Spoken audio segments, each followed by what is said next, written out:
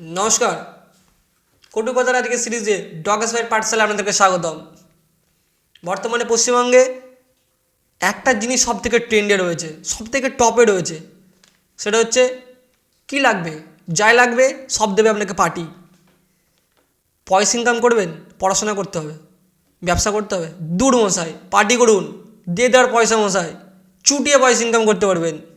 আধিপত্য বিস্তার করতে হবে, তার জন্য ফেমাস হতে হবে না, তার জন্য পার্টি করুন। কীভাবে পার্টি করবেন? পার্টি করে চেনা পরিচিত করবেন, চ্যানেল তৈরি করবেন, দিয়ে যে কোনো একটা গভর্নমেন্টের এক্সাম পাস করবেন।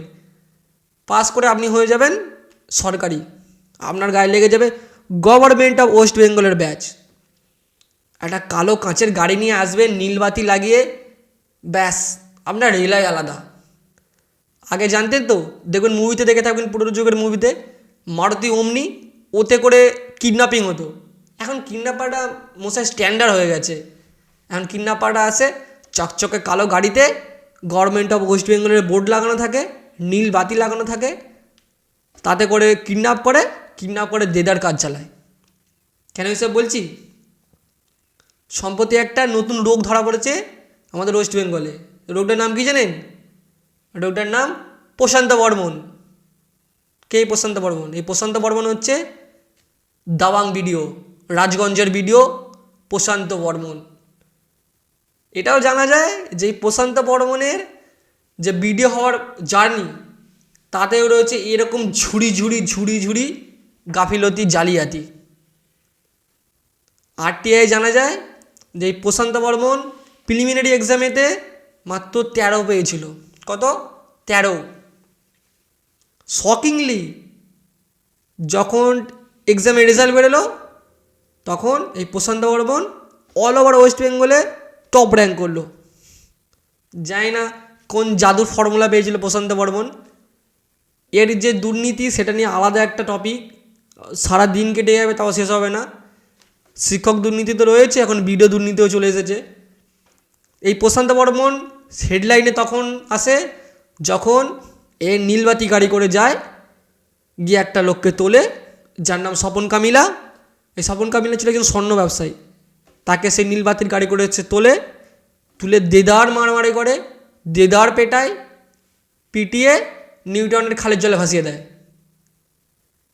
এবং পুলিশের কিচ্ছু টের পায় না।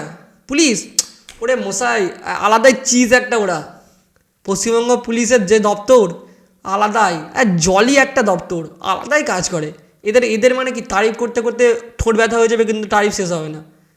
এদের নিয়ে অন্য দিন খাটবো, বাদ দিন এখন আজকে। তো এই পুলিশ কিছু টের পায় না। যখন স্বপন কামিলার বাড়ির লোক পুলিশে এফআইআর করে, তখন এদের টনক নড়ে। তখন এরা ওই নিউটাউনে একটা খাল থেকে স্বপন কামিলার একটা দেহ উদ্ধার করে, এবং স্বপন কামিলার বাড়ির লোক শনাক্ত করে দেয় ওটা। তারপরে বিচার ব্যবস্থা শুরু হয়।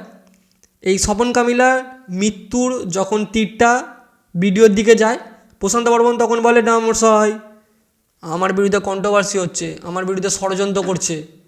আমি দাওয়াং মশাই, আমার কম নাম, আমার হেটার্সটা এসব করছে, কনস্ট্যান্ট বলতে থাকে। কিন্তু যখন সে আস্তে আস্তে বুঝতে পারে যে সন্দেহ তার দিকেই আসছে, সন্দেহ ঠিক তার দিকে তাক হয়ে গেছে, তখন সে কী করে, বারাসাতের নিম্ন আদালত থেকে জামিনের আবেদন করে, আগাম জামিন। শকিং লিস্টে সেটা পেয়েও যায়। এরপরে যখন কেসটা ওঠে হাইকোর্টে, কলকাতা হাইকোর্টে যখন কেসটা ঘটে, তখনই ঝুলি থেকে বেরোয়। কলকাতা হাইকোর্ট মশাই একদম পুরো চোখ ছানাওয়ালা তাদের। তারা বলছে যে কী করে এই ভিডিও, এই সব কেস স্টাডি, কেস ডায়েরি হাতের সামনে থাকার সত্ত্বেও বারাসাতের আদালত কি করে প্রশান্ত বর্মনকে আগাম জামিন দেয়। তো কলকাতা হাইকোর্ট এসব জামিন টামিন খারিজ করে ভিডিওকে বলেছিল 72 ঘন্টার মধ্যে আত্মসমর্পণ করতে, সে করেনি।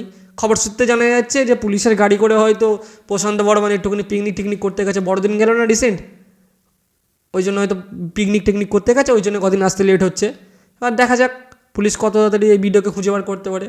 মানে পশ্চিমবঙ্গ দুর্নীতির ঘুঘুর বাসা হয়ে আছে। কে জানে কে এই ঘুঘুর বাসা ভাঙবে, কবে মানুষ জাগবে। নমস্কার। যদি আবার কোনো নতুন রোগ মাথাচাড়া দেয়, সে নিয়ে আবার দেখা যাবে। আপাতত আজকের মতো এখানেই রাখছি। ভালো থাকবেন, পাশে থাকবেন।